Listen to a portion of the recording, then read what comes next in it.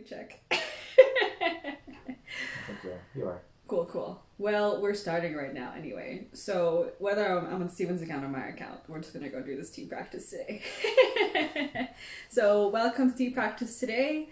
Happy October. Oh my god, we are every single day. Well, not every single day. Almost every single day. I check to see what day of the year we're at. And we're at like 274. Day 274 out of 366 this year, since it's a leap year. So we are like a little over 75% through the year, which is crazy to me. I cannot believe it's October already. But happy October, happy fall. Hope you guys have been well. Today we're going to be doing some October challenge stuff with some teas we haven't touched in a billion years for October's Tea Challenge, the Purge. I'm so stupid. So, hello from Vegas. We're going to be digging through some of my really old sample bags to see if we can root out some stuff that we just haven't touched in years, that I just kind of like put in there and never thought that I'd touch or see again, and that stuff just gotta go. So we decided to make this challenge happen because in time, Steven and I are gonna make that move to Taiwan, and we don't want to lug all 350 teas with us when we go. So this is part of, our work to try to make sure that the teas get drunk down before we move. And also because I honestly am kind of a minimalist in life, and I don't like having lots of extra stuff, but it seems like that doesn't really apply to my tea life, wherein I tend to just kind of accumulate and order and, just hold on to stuff more than I really should. So if you are that kind of person who tends to order very open-heartedly and then forget about the tea after a couple days, then the Purge, the October challenge is good for you. So yeah, let me pin this up. Okay, I got the skeletons in our tea collection. All right. So, how are you today, Steven? Excited. I know, right? So we will get out some of the bags that are all of our samples. So the stuff that you'll be seeing here isn't even everything that we have in the tea collection. It's all the samples that we have. We actually have our tea collection in boxes set up where the big bags will live in the boxes, but the tiny bags that can get lost at the bottom of those boxes will actually go into packages like this. So yeah, we will dig through some of these to see if we can find some teas that we have just forgotten that I otherwise wouldn't be trying at all. Because this is kind of the kind of tea that I like to save for the October challenge. So 1, 2, 3, 4, 5. Oh my god, there's so many little white baggies. So each of these is a different tea type. I guess we should ask, which kind of tea should we try to crack into first as we try to drink down all of this stuff? White, oolong, black, green, or pu'er. We also have herbal tea. And yeah, I'm just like looking at all this, and it's usually in my closet, and as I'm putting all this stuff on the table and knowing that this isn't even everything that we have, I mean, it's just a lot. I'm just like, wow, I just really need to get drinking down some of this stuff. I hope I'm not the only one who does stuff like this. So let us know if there's a kind of tea that you think we should start off with, because I'm really just going to pick out random samples and see what we come up with. So to explain the challenge a little bit for those of you who haven't seen it, to be fair, we've only posted on the Discord, which has been so busy. But the October challenge is called the Purge, and it's meant to be a clearing out of the kind of ghosts in your tea closet that, might have just kind of like built up there over the years because you haven't really had the time to go through every single sample. For me and Steven, because we started dating, so it's mostly my fault. It's about 300 teas that I have built up over the years. So even with our manic tea drinking, we drink so much tea just through like our experiments, our lives with you, doing workshops. I use my teas a lot, but I still have a lot of tea left over. So it's about 300 plus teas that I have to kind of figure out what to do. And yeah, so the October challenge, we named it the Purge after the horror film, which, technically the Purge happens in March. according to the horror film. But it's okay. I'm not saying that I don't like these teas. I just really gotta get them out and into the light, hence the Purge theme. So whatever that might be, whether it's like a lot of tea that you have that you want to drink down more of, whether it's tiny samples that you just can't drink down the last little like 5 grams of, 3 grams of. I'm like the kind of person who, if there's 3 grams left, I'm always just gonna have 3 grams left of that tea. If there's teas that you want to gift to other people, samples you want to trade with other people, if you just need to compost something because it's just not working for you and you feel bad karmically for gifting really bad tea to a friend, if you need to toss out any moldy things, I hope that you join us for this challenge because that's what we're supposed to do right now. So yeah, we will get down on that during the challenge. The Purge Challenge 2020 is the hashtag because there's a lot of the Purge on Instagram. And then most of us are already posting on the Discord. I think some people are like on Purge number 4 out of 7. I'm still behind. I'm like at 0 out of 7. We've just been doing too much chemistry stuff over the last couple days. So yeah, help us choose which of the categories of tea we should pop into for this particular crack into. If not, I'm going to ask Steven, and I'm kind of nervous what Steven might say. Shiloh, I saw you. Good afternoon from Vegas. Jeremy, nice to see you too. I'm seeing Alex and Christine from over on the other side of Vegas. Yeah, we have so many little like pieces. Actually, I'm going to go start with probably the scariest thing I saw. Oh no. As I popped up. I already know. Yeah, this is just so, I'm just like, I can't believe I have this. This is a, I popped into our herbal tea collection. This is, God, let's see if they can guess what this is. Okay, so I'm going to show you this tea and I'm going to have you guess what this is. This is a blend of 2 different teas that are relatively common, and I would like for you to guess what kind of tea this is. So 2 teas. I'm going to give you a hint. One of them is from Yunnan and one of them is from, I think it's from Argentina. Yeah, it's from Argentina. So 2 teas blended together. And I'd like for you to guess what this is. So this will be the first thing I think that I picked for myself that we tried today. It's kind of freaking me out. I can't believe that I have this tea. So have a guess as to what it is. Steven, could you tell what this was before I told you what it was? What was it? I didn't get a close look. I wouldn't know. No. Okay. Yeah. So if you'd like to join us in purging a tea of your choice wherever you are at home, please do. Yeah, go get some tea that you just don't want to drink normally and drink it with us because we'll give you some moral support as you get through your stash. It'll be fine. Don't worry. I'm gonna worry. So yeah, this is the tea that we're gonna hop into. Let's pour some out. Yeah, let's get that going in Gaiwan. So this is a blend. So let me pour it out into another cup so that I can get equal parts of the first tea and the second tea. This might even help you see it a little bit better. There we go. All right. Oh my God, what is this? No disrespect to my friend who gave this to me. This is actually a really lovely blend, but after seeing it for so long, not seeing for so long, it is quite creepy. Yeah. So it's a blend of, number 1, Shiloh got it right. The first component of this is a yabao from Yunnan. So this is a yabao, I guess you can call it either white tea or pu'er tea, depending on what you would like to categorize it as. I'm fine calling it either way. But yes, the first component is a yabao from Yunnan. And yabao tends to be kind of herby and just really nice. I really like yabao. Sweet and herbaceous and kind of wild. I mean, that's the easy thing to say about yabao. Spicy. So that's the first component of this creepy blend. What do you think the second one is? Maybe you can get a better look at it from the contents of the package. This second component is from South America. What could this be? What famous herbal tea? Well, is it? Yeah, it is herbal tea. What famous herbal tea is there from South America? There are a couple, but this is one of them. Yeah, so this was given to me by a friend of mine years and years ago, who is a really, really smart tea person, but likes to blend weird concoctions like this.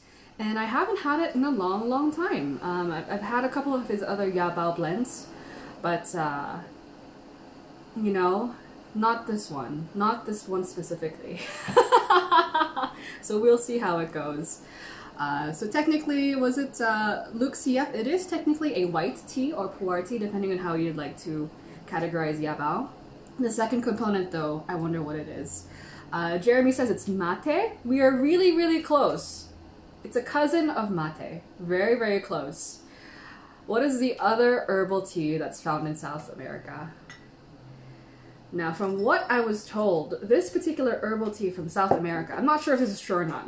All tea has stories, but supposedly this type of herbal tea helped, people would go gather it for ceremonies where they would go to sleep all together in a big tent after drinking this stuff and trying to kind of help each other find each other in lucid dreaming. I'm not sure if that's like just a over romanticizing of this herb, but it's people tell me this all the time about this herb. And Jeremy's right, it is guayusa. So this is a Yabao guayusa blend by my friend. So yes, Jeremy. So Shiloh and Jeremy together got this tea. It's a Yabao guayusa blend, which I never thought those two words would come out of my mouth.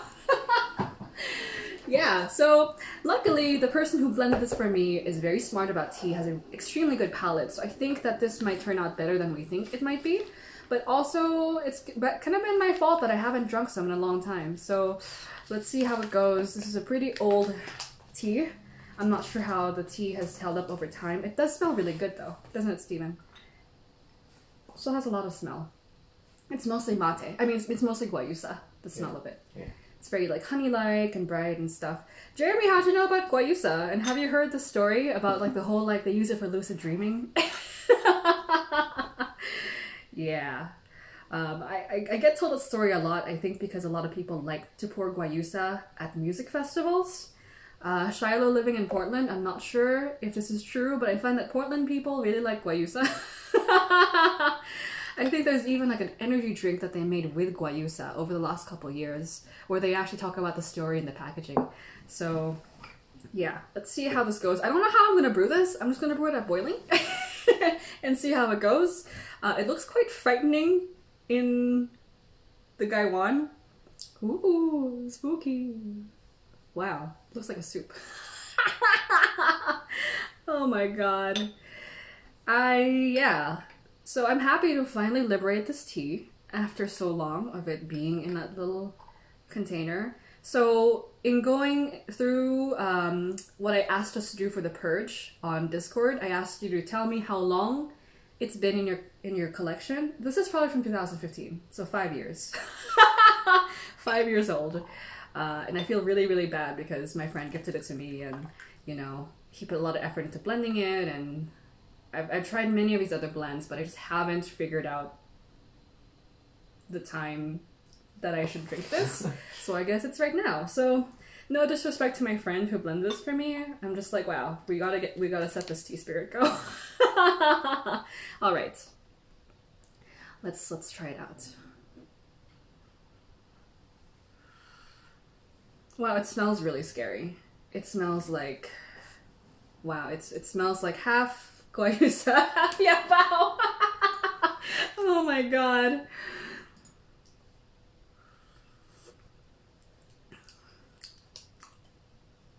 Wow, okay, I don't even know how to describe this. It's funky, dude. Oh my god. You know what?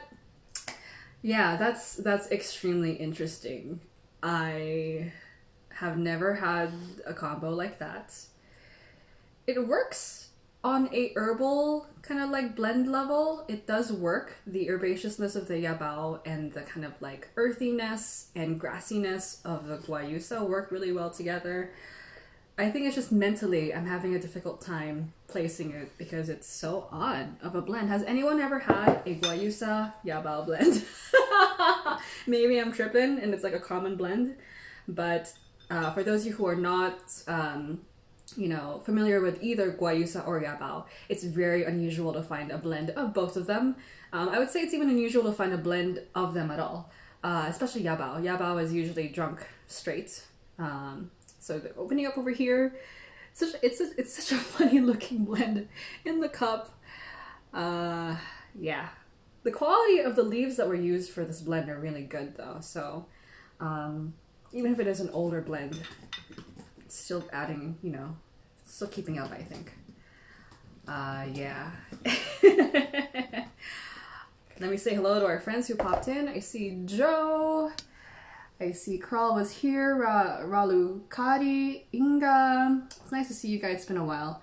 Charmaine, my sister. Ganesh Numer.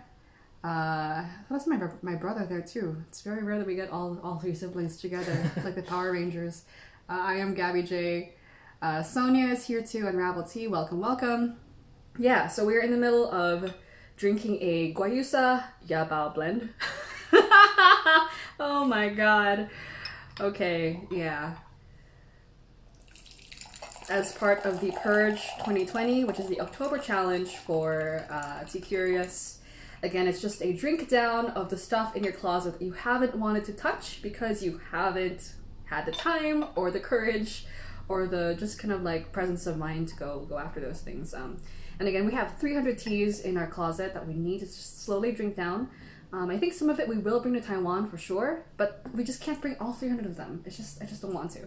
So this is part of our attempt to try to drink down our own stash and also help you guys drink down your own stashes if you would like to, you know, get some space on your tea closet, tea table, tea desk. And I know you have some samples that you are so excited to get, but you haven't opened them. It's like the most exciting part is the opening of the China Post package, but like the actual drinking and opening of the tea, it's kind of a little bit more difficult. Yeah. So, and then we're gonna call out Jeremy. At least it's not 50 kilograms. So some people are like quantity, and some people are like variety, and some people are like, I have a couple teas, but I never drink them. So whatever your current curse is, just accept it and then just drink it down. So yeah. Now, this is a 5-year-old tea. And yeah, I just want to be open about it, that even if we, you know, are professionals, we do this for a living, and I try my best to like make sure that, you know, we drink down everything, and, you know, we're not rolling in dough, we're not, you know, like we try to be mindful of our stash, but it still gets out of control sometimes. And I think that I want to just accept that and see it, right? Like, the thing is, even like the tea masters, I go into their tea collections and they have things that they don't have labeled, they don't know what it is, like it's just a giant 20 kilo bag, and they're like, I think it's 98, but I think it's 99, I think it's 97, I don't know what it is. Because I think everyone at the time thinks they'll remember what that thing was that they have in like a huge quantity.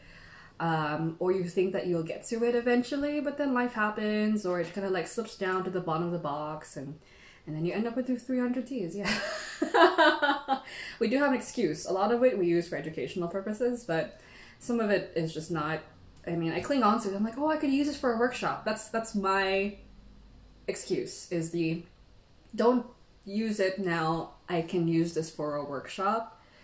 Yeah, that's my problem, which is true, but you know. Yeah. Yep. Yeah. So Joe says, I need to build my stash up. Shiloh with infinite wisdom. No, Joe, the point is to whittle your stash down. Jeremy, a kilo in 30 days. Oh my goodness. Let us know what your kind of Achilles heel with your tea collection is. What is it that you do that tends to make it so that your teas don't get drunk down in time or enough? Or if you are successful in drinking all your teas all the time, please let us know. Because I think that you might be in the upper 99 percentile of mindful tea people to always drink down every single tea that you have. Yeah, and again, it's not because of an abundance of like resources that we have so much tea. We just, yeah, I think it just takes time to drink down tea. And Steven and I actually don't drink much tea by quantity if we're just drinking tea at home. We drink maybe 3 grams at a time in a bowl, and that's pretty much it. Yeah. So, and then I saw that Shiloh said that Portlanders like their tisanes, which is true. Guayusa is one of those teas that I learned about through Portland folks at a music festival. So, yeah. Alrighty. I think I might have learned about Guayusa through like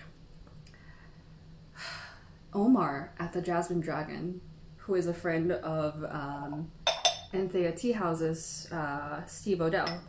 So, small tea world, I would say. I think that's pretty much where I learned about Guayusa. Is this herbal from South America, Guayusa. It's called Guayusa. I think Jeremy put it down, and also called it guayabao. Guayabao. It's again from South America, and it's kind of like mate, but it doesn't have as much caffeine in it, so it's kind of considered to be a nice kind of wind down tea in the evening, and which is odd because does yabao have a lot of caffeine? I actually don't know. Does anyone know the answer to that?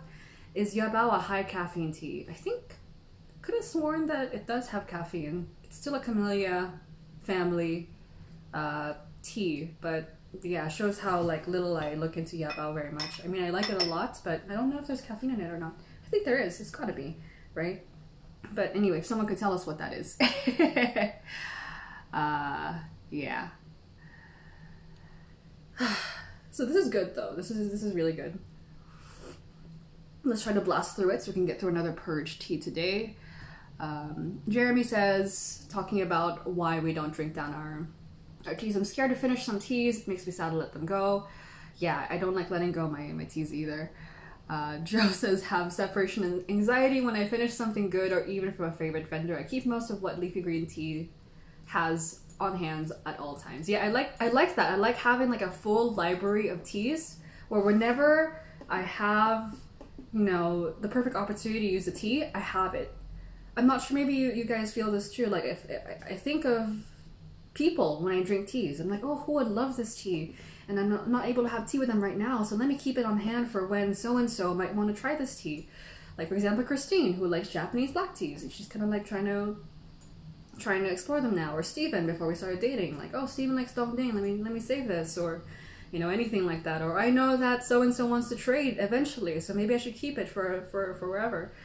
Or for me, the trap is a workshop thing where it's like, oh, you know, terroir, this is from like a summer harvest in Vietnam. It's a perfect terroir tea to put in a workshop someday. Let me keep it. And yeah, I do use them for workshops, but not all 300 of them. So yeah. Shiloh says, no caffeine in yabao according to Sohan. So no caffeine in yabao. So maybe that's why they made this blend, because it's supposed to be a caffeine-free blend. Whatever it is, it's punchy. But it definitely doesn't have the same feeling as a regular white tea from Yunnan. So I can understand why it's a little bit different. Yeah. Good stuff though. I really like this tea. I'm kind of sad I didn't drink it earlier, but I'm also happy it stood up over time. Steven, you like this tea? Yeah. Yeah? It's pretty good. It's very relaxing. I like it. It is quite spooky though. Better than I expected. Let me say that. Even considering my friend is a very good blender, it's quite freaky to think about this blend. Would I have it again? Yeah. Would I buy it again? I'm not sure if I would. I think I'd rather just have the guayusa by itself than with the yabao. But the yabao does give it some like complexity that sometimes I feel guayusa is a little bit it's a little bit too flat, a little bit too dull. But I'm sure that really, really high quality guayusa is probably really tasty. So yeah, I'm happy about this. I'm happy I drank this down. Oh my god. 2015, be free. There's still some guayusa in the bag, but we drank most of it. All right. Yeah, see, this is how long the tea was in the package. It's been in here so long. The guayusa and yabao were once together and integrated, but all the guayusa settled down to the bottom of the bag because it's just so old. Okie dokie. Let's drink this up. Let us know what you guys are drinking wherever you might be. And we will think about what tea we should drink next. I'd like to keep this to bowl brew actually. It's very tasty. It's nice. Yeah, very, very nice. And Steven's a big stickler. He's not used to this, so. You might think that I'm picky, but the person who's the most picky is actually Steven. He's very picky. All right, so this is what we do a lot after we have an experiment or a live like this. We'll just put it in a bowl and drink it the rest of the day. So never fear, it's not like we just toss out tea. If we can help it, we try to like get most of it out. In terms of value, I feel like, you know, although we're joking about the purge and like exercising old teas, I think we have a kind of responsibility to respect the tea that we decided to bring into our homes, you know? Like, you chose to bring it here, so you should kind of like try to get the most out of it. And if it means that the tea is there to teach you that the tea is not right for you, then that's okay. It already served a purpose. But if the tea does have something to give you extra, I think it's our job to be able to get as much of that as possible, to be able to kind of honor the tea. I guess it sounds kind of cheesy, but yeah, it's come so long so far. Spent so much time growing and getting processed and getting packed up, and packing tea is very, very, very, you know, menial work. So for it to arrive to you and be under your stewardship, you should try to get the most out of it as possible. I say this as if we do it 100% of the time. We do the best we can. I think it's just good to have that mindset. Yeah. Good tea though, good tea. All right. That's very, very, very tasty. Yeah. So talking about yabao, well, number one, Joe says, thinking about blending, I would imagine raw yabao from Sohan and sugar white from leafy green. And then Shiloh says, wild yabao plants have recently been identified as a distinct species, Camellia crassicolumna. Which is, yes, this crassicolumna is supposed to be the original yabao, but I don't know if this is crassicolumna yabao, because not all yabao on the market is crassicolumna yabao. And yeah, I don't know if this is crassicolumna or not. I would say that unless someone told me it was crassicolumna, I wouldn't know. But yeah, I probably have had it. But from what I've been sold before, I have had yabao that's not necessarily crassicolumna. So I'm not sure if that's not supposed to be legitimate, authentic yabao, or if it's a hybrid, or if it's actually crassicolumna, but they don't know when they're selling it. So it's kind of tricky. Ooh, that's good. That's very yabao-like. So as that blend is seeping out, there's more of the yabao flavor coming out, less of the guayusa. Pretty nice, pretty nice. Yeah. All right. So let's go on. What should we do next? We've done one. I'd like to do at least one more.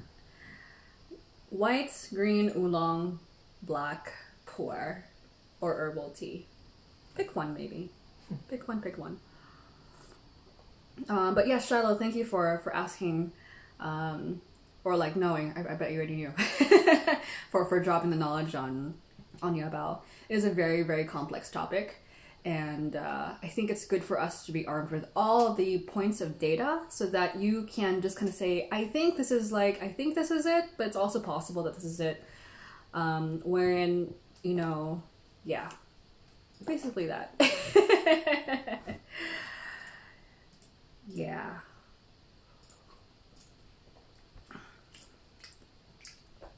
I got some guayusa in my mouth.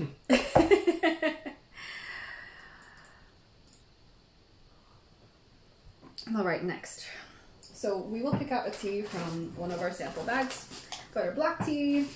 We got our oolong tea samples from China. We've got our... Okay, this is me and my bias. This is my Chinese oolong samples. This is my Taiwan oolong samples. Can you see how full the Taiwan oolong samples is? And this is only one bag of them. I think there's another one for the roasted ones. I'm so, yeah. We like Taiwan. And then we got some, Chinese black tea samples. And then we got some Excuse me. All the dust coming out from the ancients. We got some Indian black tea samples. And then, yeah, we have so many of these. I feel like so much guilt. Let's just roll the dice. What should we do, Steven? As I finish up the last of this yabao. Then again, let us know what you guys are drinking on this lovely Saturday as we're going to the unknown. Oh my god. And trust me, for you guys who are joining us on the last night of the Purge, which is Halloween, we have a lot of other spooky teas that are lurking in my closet, so don't feel bad about us going deep into the crazy stuff already. We just have so much tea. Yeah.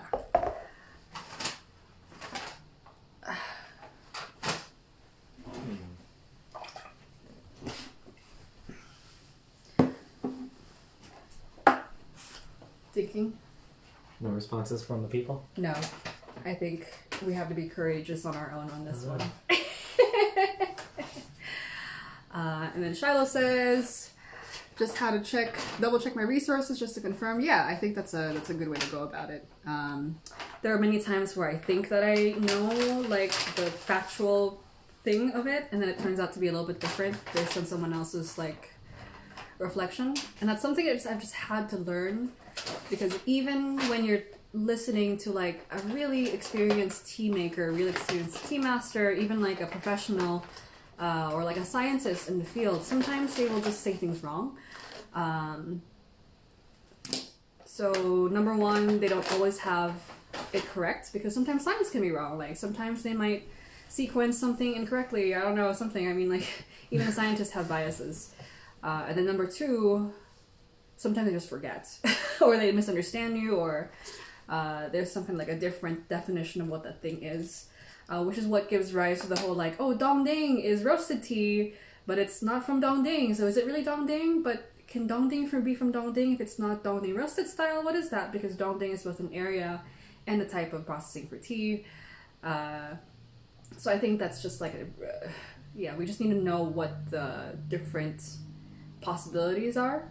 And the more that we can add on to that stack, let's say you have your Yabao reference stack, the more you can add on data points onto that, even if they're a little bit shaky, the more that you have to pull from once there is new information for you to digest.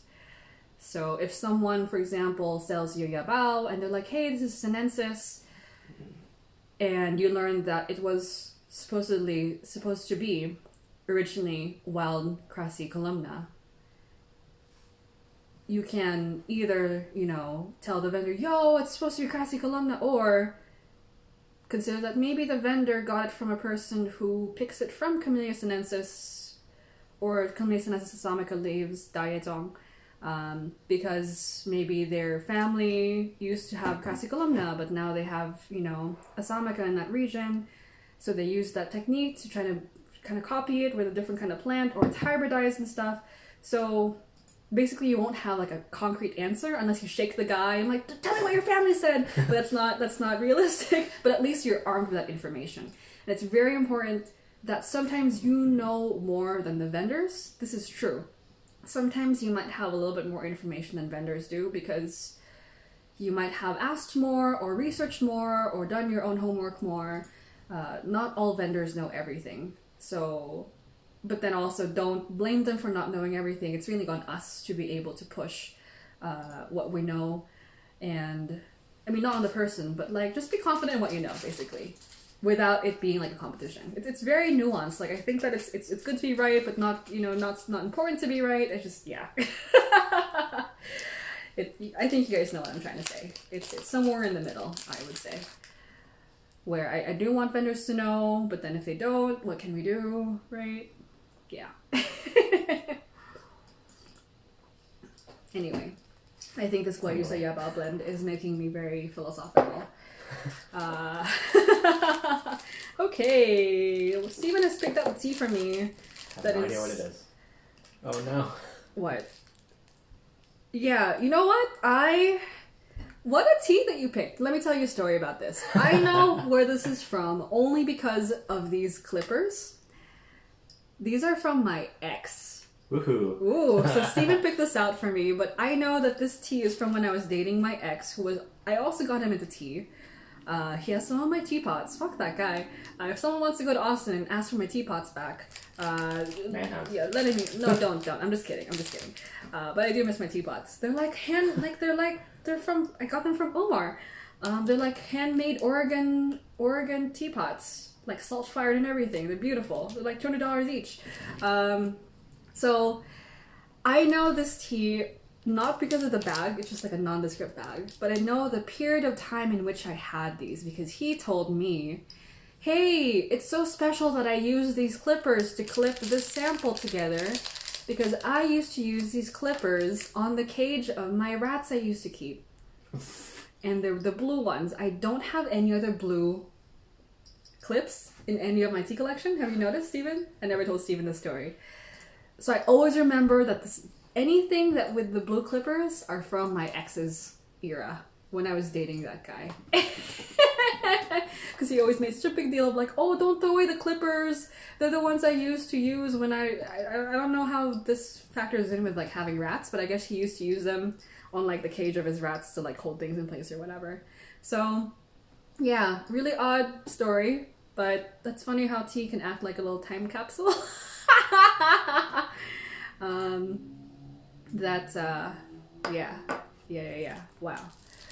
So yeah, this is very, very old tea. This is also from circa 2015. Yeah. Wow. Funny thing is, this is the funny part. Another awkward thing. I met Sohan through my ex. So you hear Austin. It's like, Austin? What's going on? My ex met Sohan first, and he was like, oh my god, Ree, there's someone you need to meet. We need to go. So we biked over to Spider House, which is Sohan's very, very first, that I remember. Like, that was the first kind of, like, tea space that he had. And I met Sohan through my ex. Yeah. I know that you biked over because it's Austin. Yes, we biked over because it's Austin. So that was when I was kind of, like, hanging on Austin a lot. So that's when I met Sohan. This is so funny. What a tiny tea world. There's, like, Omar's here and then Sohan's here. Oh man, so I think that it was worth it to date that guy because I met Sohan through him, and that's pretty much it. So kept the good part of that equation, let go of the other part. I'm not sure if Sohan has seen him in a long time.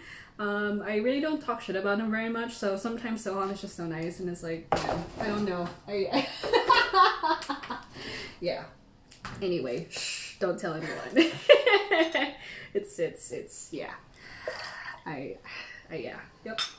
Sometimes I think about asking Sohan, have you seen Taylor in a long time? It didn't work out, and, he was very terrible to me, so, I don't feel bad about doing that, but, yeah. he's allowed to have his tea people, I guess. Yeah. Funny stories. This is so funny. Just like the digging through. Hilarious. Yeah. Which, by the way, just for the record, Sohan's yabao is really, really, really good. So if you're gonna get yabao, just get from Sohan, for sure. Like, I totally agree with that. Yeah. What a story. So, this is so funny that you picked this tea. I cannot believe this. This is really funny. Okay, let's go. This is so ancient. So which tea was this? I think that... Man, like... I forgot where he got this. Let me think about it. I could swear that I maybe could remember where I got this from. I think that he got this from like a friend who was also into tea, who was studying with him at the University of Austin, the Taeguanyin. So from the bag, it looks like a typical Taeguanyin bag. Yeah. So yeah, history. It smells like air. It doesn't smell like anything. It smells like stale tea. It doesn't really smell like much. Yeah. So let's drink this. Sorry for this. I just couldn't help myself. The story came out. It's so funny. Which is fine. Like, I don't have any... I have like a little bit of like the natural human animosity about that period in time, but I don't actually have any bad juju about it. It's just a part of your life, And I can laugh about it now. I think it's hilarious that you picked this out. Out of all the teas, it's really funny. I had no idea. So, spooky! I'm glad that I made you pick this one out. Yeah. Let's see how it tastes. And yeah, on a practical level, if you have tiny bags like this that are being held together by a clip that may or may not have been used for rats, then you should probably just drink it down, because tea that is kept in a tiny amount will have not as much kind of vitality in itself to keep it together. Just think about the surface area. Like, there's just so much air that's, you know, on the surface of the leaves because of just how tiny the mass is. So there's a lot of air exposure, even if you have in a bag like this, versus having like a big, like 1 kilo block. Only the outside of the tea will be exposed to air. All the stuff on the inside is going to keep it nice and kind of like vital. So basically, the less tea that you have, the less kind of energy the tea will be able to hang on to over time. So just drink it down. I don't know, I just keep stuff like that just because I'm stupid. All right.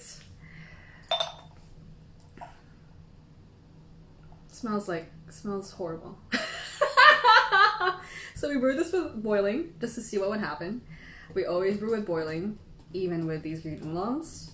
It honestly smells pretty stale. I'm not really a big fan of it, just on the smell. It smells like it tastes terrible. And this is not at all related to what the story behind it is. I just didn't store it well enough. It's a tea that's been kind of like not, you know, it's not been stored well. It's been kind of languishing. It's very old. It's like I don't think it was a very good tea to begin with. So letting it kind of age over time, lower quality tea will not age as well as good quality tea. So I think this is just like a decent everyday Taeguanyin at the beginning. Taeguanyin oolong from China, and it just didn't age very well, I would say. So yeah, it's just not great.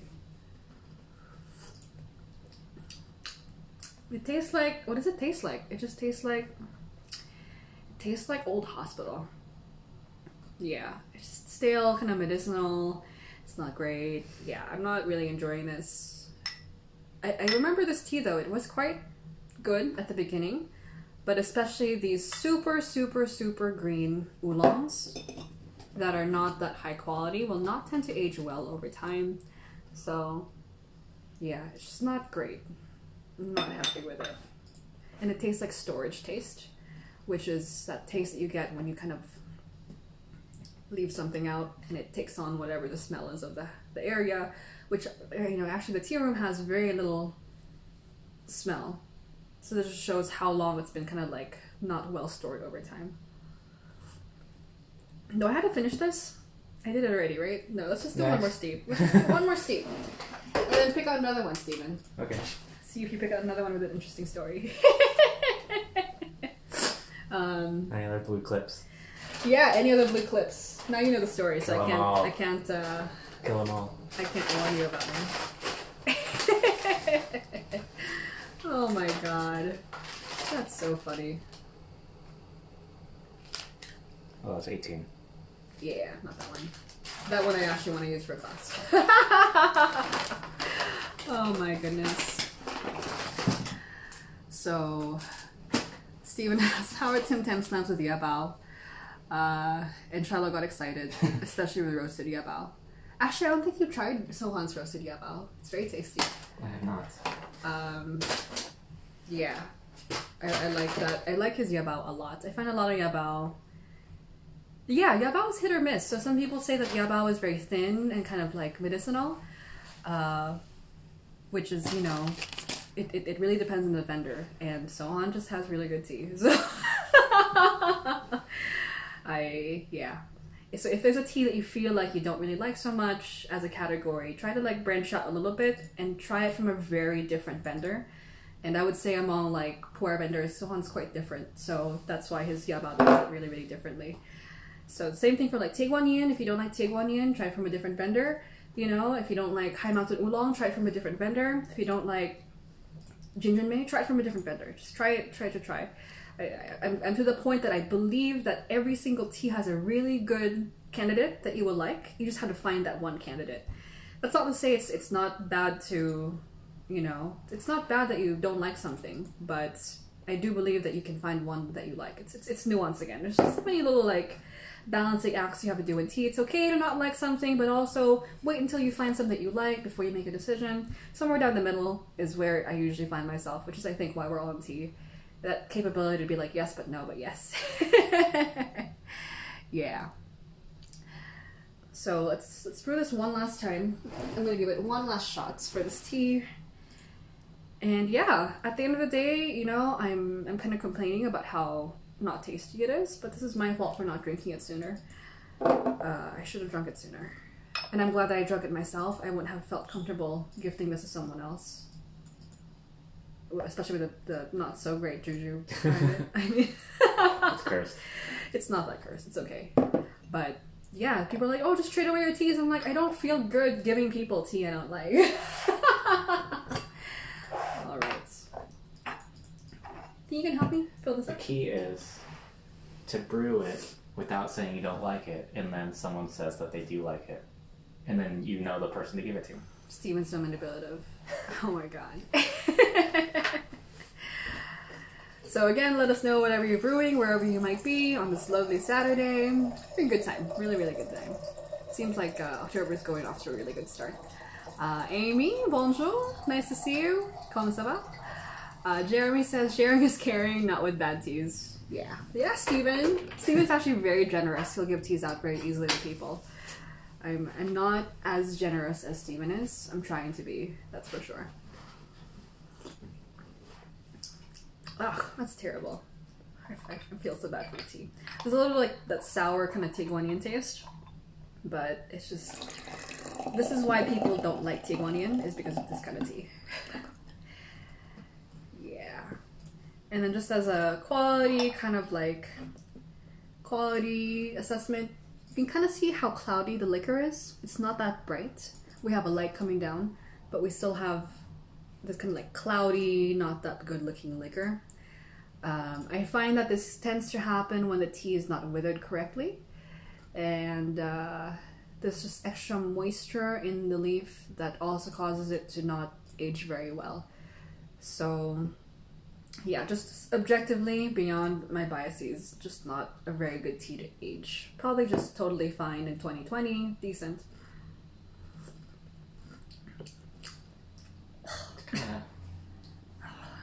Yeah, headachy. Yeah. Yeah, a little headachy. Not great. Let's move on to another one. We did it.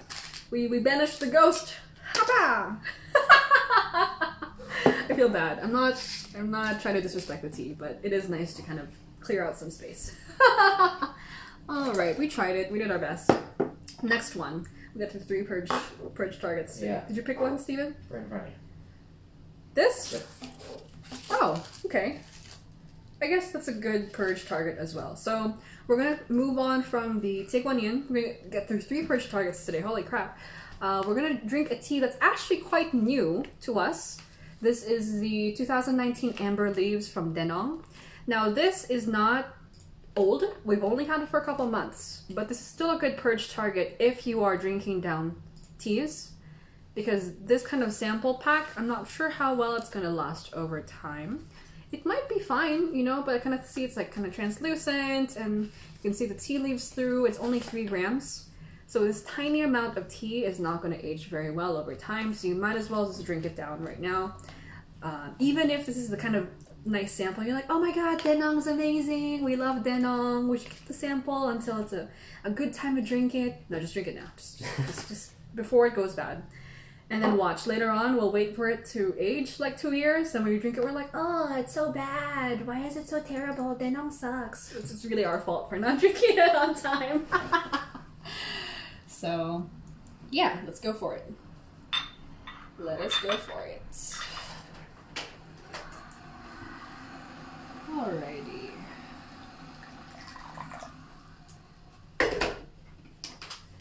Okay. Okie dokie. I hope that you guys are thinking about some purge targets as well for the challenge this month for you guys to be able to use. 7 out of 7 is all you need. I feel like a lot of us are going to go over and above and beyond because, yeah, it just seems like a lot lurking in our closets. So yeah, this is not very old. Maybe like a couple months, right? A couple months. So this is Denong's, I think this is their aerial fermented tea. So Denong is a pu'er company from China, and they have a branch in Pasadena. And I found out about them through my friend Eric and my friend Jeffrey, who used to work there, who just left this year. Jeffrey McIntosh, you've seen before on our pu'er love lives and interviews and stuff. Great guy. And yes, we like to drink tea from both Jeffrey and Sohan, who are very different people, but they both have really good tea. So we try to like change, like we try to get like a range of people to teach us because they have very, very different perspectives about what the tea is and what you can get from it. And yeah, they're all correct in different ways and all wrong in different ways too. Just like we are correct in different ways and wrong in different ways too. So we like doing that. And another one we like Zhuolang tea. So that's another one of our pu'er trifecta. We call it the Holy Trinity of pu'er. Sohan, Jeffrey McIntosh, and Zhuolang are our pu'er trifecta. So in case you're asking, you know, where do you like to get pu'er from? That's the trifecta for us. Denong, Sohan from West China, and Zhuolang tea. And I think Zhuolang's probably the least known of the three. Yeah. Zhuolang has a really, really, really, really, really good tea. A little bit expensive, but I think super worth it because it has so much length. A lot of length. Really, really good. Yeah. So this is the third. I mean, if this is the pu'er trinity, what would Denong be? Would it be the Father, the Son, or the Holy Spirit? That's a question for you guys who know all three. If you know Denong or Jeffrey McIntosh, they're not the same thing, but Jeffrey McIntosh, Sohan, and Zhuolang. Who is the Father, the Son, and the Holy Spirit? Is this terrible for me to ask? Oh my goodness.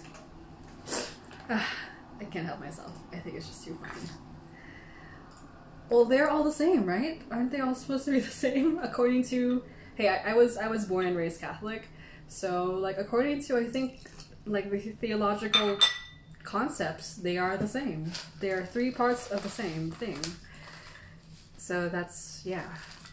Oh my god, I mean, I love Denong, but really? 3 grams? Right. Can you give us like 3.5? So this is why we do 2.5 grams when we do our kind of like control setup, because sometimes when 3 grams comes, it's really more like 2.5. Okay. All right. So 3 grams of pu'er from Denong. This is amber leaves, which is supposed to be a aerial fermented pu'er. I don't know how it looks like. I don't know what they're talking about, but according to Denong, they ferment the tea above the ground instead of touching the ground, so that it's supposed to be cleaner, it's supposed to be more consistent, which makes sense to me. But I've never actually seen pictures of it, so I don't know what that looks like or what it actually does. But I imagine it's supposed to make the tea look more consistent, actually process more consistent, because you're having kind of equal air exposure on both the top and the bottom of the pile, and then it's not on the ground, which, you know, aesthetically just feels better that your tea is not getting fermented on the ground, I guess. I don't care about my tea being fermented on the ground, but if it's better to aerial ferment it, so be it. I'm not sure. I've had this tea before at a tea festival with Denong, but I haven't brewed this at home, so let's see how it goes. We will not toss the rinse. I like Denong enough that I will drink the rinse on this one. Scary? No. Denong's... Oh, it's clean. Yeah, I think it's fine. So if you guys tend to rinse your pu'er, you know, again, in the spirit of different data points, I do not rinse my pu'er that I trust, but I have also gotten kicked in the ass for not doing that when I should have rinsed a pu'er. Knowing that I still don't rinse my pu'er, I'll just drink the first rinse anyway if I know the source. but you should probably do your own research on whether or not you want to do that. There's like microbes and, you know, different things that you could find inside the tea after it's been fermented that are still going to be in that first rinse in pu'er. I am, you know, okay with that because I just really, really want to taste what it tastes like on the surface, just for science, for myself. But I know a lot of people would say don't do it, even if it's clean, which I understand. So make your own decision on this one. I tend to just like to do it because yeah. Oh my god, Michael popped into the tea. I almost spat amber leaves at the camera. I heard it in his voice. That's so funny. Ooh, oh my god. Wow, I don't know why, but the first taste of that tasted like tuna, but in like a good way, like clean tuna. Very meaty and sweet. And well, you like tuna. Yes, I like tuna, like sashimi tuna. Wow, it's very tasty. Yeah. I could imagine putting that on sushi rice and eating it. That's what it feels. That's crazy. I've never gotten that from a tea before. It tastes like high grade tuna. That's really odd. I'm not tripping either. I'm not a tasting notes person, but if something directly connects with like a taste in my mind, I will spit out tasting note. That tastes like tuna. That tastes like our anniversary dinner. Getting hachi tuna sashimi. Wow, very, very tasty. Wow, delicious, amazing. See, this is why I don't like to rinse my really good pu'er, because this first rinse can be super tasty too. Oh my god, it's so delicious! Wow, delicious, delicious, delicious, delicious.